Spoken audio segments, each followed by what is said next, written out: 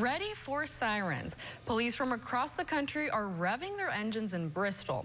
News 5 Samantha Allen takes us to the 12th Annual Motorcycle Rodeo at Bristol Motor Speedway, where officers compete for the title of Mr. Rodeo 2025.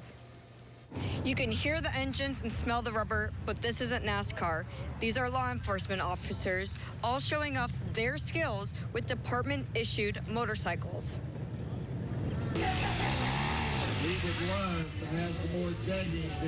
The Tennessee Highway Patrol is hosting its yearly Music City Police motorcycle skills and training competition.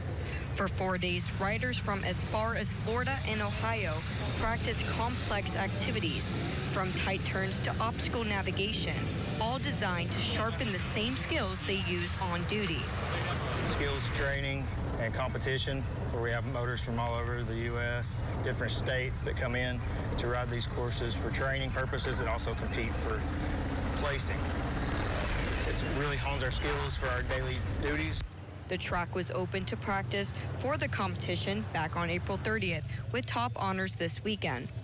Crowds of family and friends filled the parking lot, watching loved ones ride their bikes. But for many spectators, just being here was an award itself.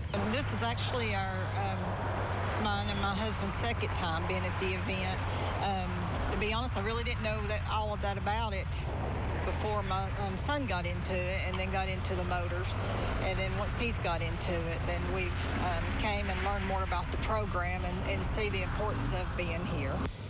The difficulty and skill to operate these motorcycles was a sight to see. Check out who the new Mr. Rodeo 2025 is at our homepage, WCYB.com. At Bristol Motor Speedway, Samantha Allen, News 5, WCYB.